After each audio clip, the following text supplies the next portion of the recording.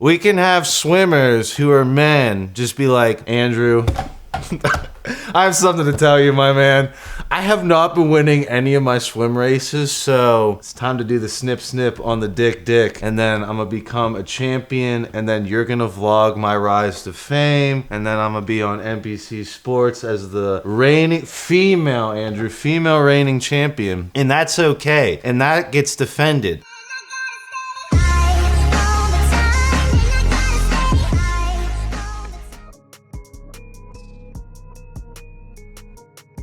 What's up, everyone? It's Russo. I hope everyone is doing well. Please follow my Instagram at Russo Lifts. Just in case something happens to this YouTube channel, you can follow, message, and you can watch my daily story content on Instagram. I'll see you there. What is up, everyone? It's Russo. I hope everyone is doing well. ASMR sip today is some Fit Aid. Be sure to subscribe, click the bell, hit the thumbs up, and please hit the thumbs up. Let's give this video a like, cause I got something juicy today. Oh man. Where do I begin with this one? So, recently circulating in the news, Castor Semenya, and if you don't know who Castor Semenya is, and hopefully I'm not butchering the name, very famous track runner, specifically 800 meter dash. Now, I was an 800 meter and 1600 meter runner, and I will go out and say 800 is one of the hardest races to actually race ever, and Castor has been a professional Olympic level athlete her entire career, and just in the professional athletic scene. Castor has what's called hyperandrogenism. What is hyperandrogenism? Basically, she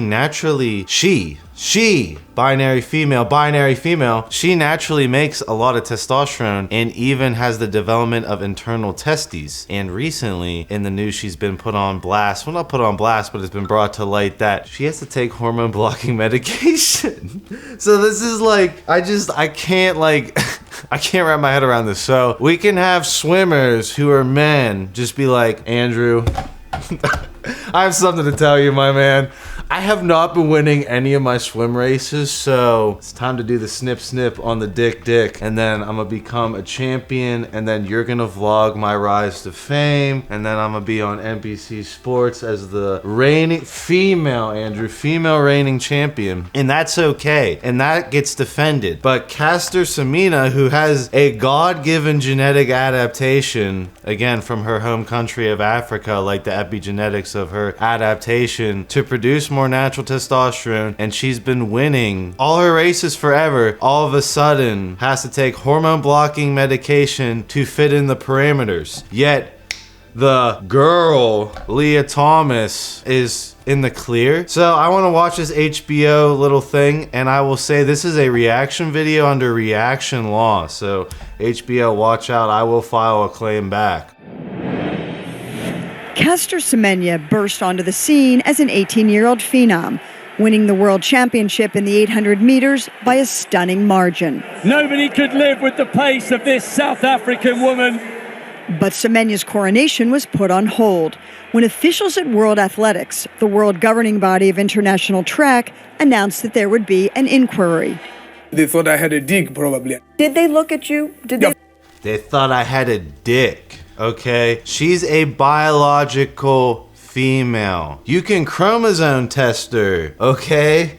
Like, I don't understand. This is just heating up. Of course, I told them it's fine. I'm a female, I don't care. If you want to see I'm a woman. So you can definitely tell she is suffering from hyperandrogenism, well, suffering, aka an ultimate benefit in female sports, because you can tell that her voice is obviously a bit deeper than a regular woman. I'll show you my vagina. All right? The test reportedly revealed that while Semenya had external female genitalia, internally she had testes, the sex organs typically found in men. In order to continue to compete, she would have to take hormones to lower her testosterone levels. It made me sick, made me gain weight, panic attacks. I don't know if I was ever gonna have a heart attack. It's like, stabbing yourself with a knife every day. But I had no choice. I'm 18, and I want to run. I want to make it to Olympics. That's the only option for me. But I had to make it work. World Athletics lawyer Jonathan Taylor disagrees that the drugs are unhealthy. Well, you say medically it's not healthy for me. Then my question back to you is then, why do the world's leading experts say that that is what we would prescribe? Jonathan. What? That's some lawyer BS right there. Okay, if you are at an androgen level your entire life, as a woman, as a male, as a fucking helicopter, whatever you identify as, like, if you're at this level and you get brought down to here, you are going to feel like shit. Okay, it's gonna make you feel bad. The leading experts don't give a fuck that she feels bad. The leading experts are trying to make it quote unquote fair. That's unethical. Must cut his tongue and throw it away. If he wants to understand how that thing has tortured me, he must go take those medications. He will understand. 100% agree with her. Like, how about I cut off your balls and replace you just a little 100 mgs a week, buddy? You'll be fucking feeling that. It's just like, I'm at a loss for words.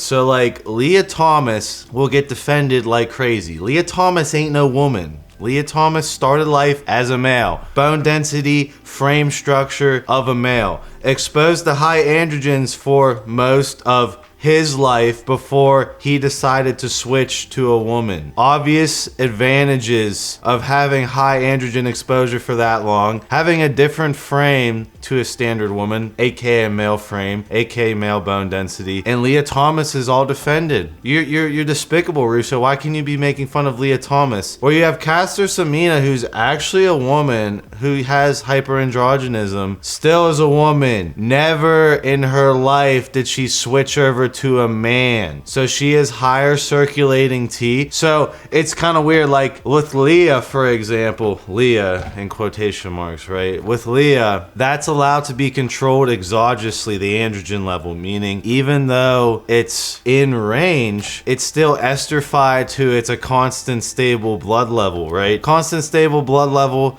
to a point where even if quote unquote Leah, you know, is having a rough day, doesn't get sleep, you know, stressed out, cortisol, as long as that exogenous androgen level is being controlled, that androgen level stays the same. Let's switch into Semenya, an actual woman, right? You're blocking the androgen, right? So you're relying on natural testicles. She has testes. She was born with that. She's still a woman. But the thing is, testes spike in levels. So when you start trying to bring them down into range, you're also interacting with the serum concentration levels throughout the day, right? So with Leah, the serum concentration is completely controlled, completely stable throughout the entire day. When you're taking androgen blockers and shit like that, I don't know specifically what Castor has to take. You know, I feel so bad for this woman, but she has to essentially fuck with her androgen level all day, meaning if you're taking a blocker, right, like when you're natural, when you're relying on your balls, right, you have one big spike of testosterone in the morning most of the time, and then you might get one big spike in the afternoon. When you're Leah Thomas, quote unquote woman who has an androgen level completely controlled, it's constant the entire day. There's no spikes, there's no natural level, it's constant. So right then and there, how is it ethical to take this woman's gift away from her? That's what I don't understand. Obviously, this is a very political issue in sports. I also went and watched this interview of Michael Beloff. I'm assuming he's a big shot. It's an incredibly difficult issue, and I've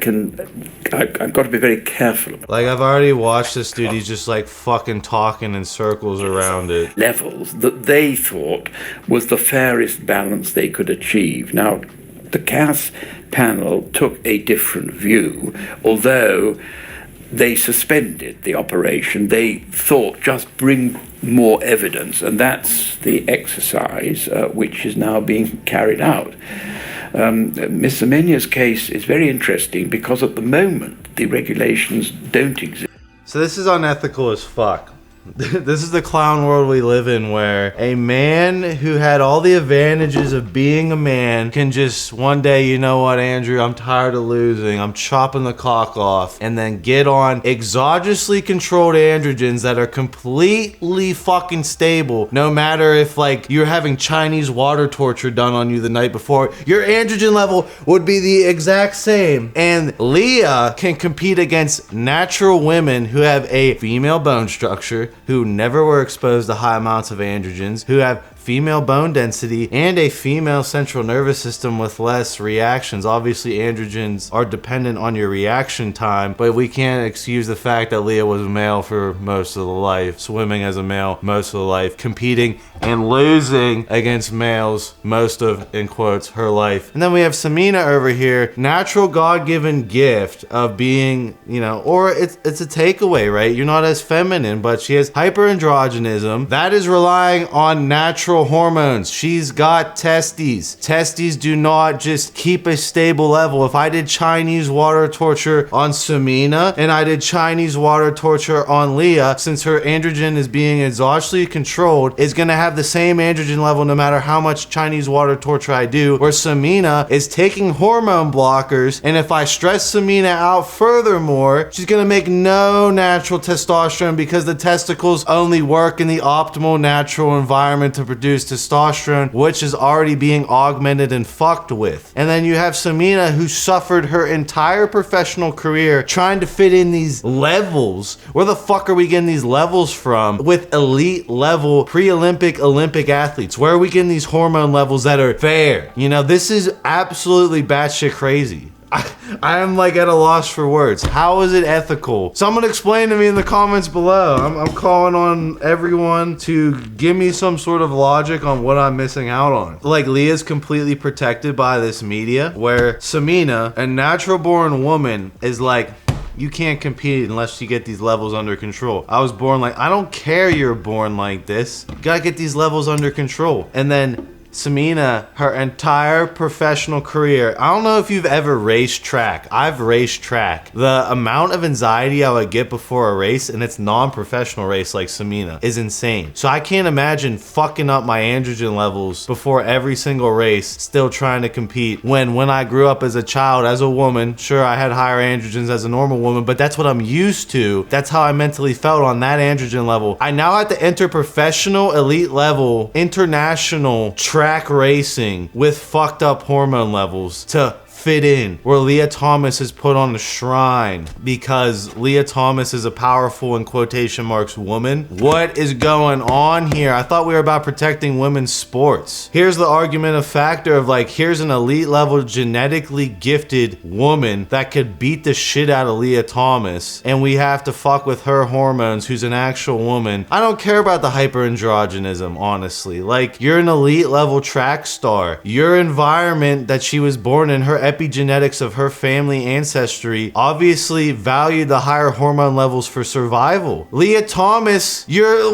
what? Like, I'm gonna lose my shit on this video. I cannot get over the fact that I'm seeing the days in the world where a woman with a gift for athletics is being throttled and being like, nope, there's something wrong with you. Where a dude who loses to men his entire life at swimming, chops the cock off, exogenously controls his androgens, and is now praised as a woman. Am I missing something? Andrew, am I missing something? Like, I feel like I'm cracked out over here talking about shit that don't even make sense, but this is reality. I really want to hear what everyone has to say. Do you think it's ethical to take a woman who has hyperandrogenism and throat her hormones, fuck up her hormones, her mental health, everything in between? Do you think that's ethical to make sports fair in women's sports compared to taking a male, take the male, chop the cock off, and then simply control an exogenous stable androgen level? And obviously there's no advantages in that, right?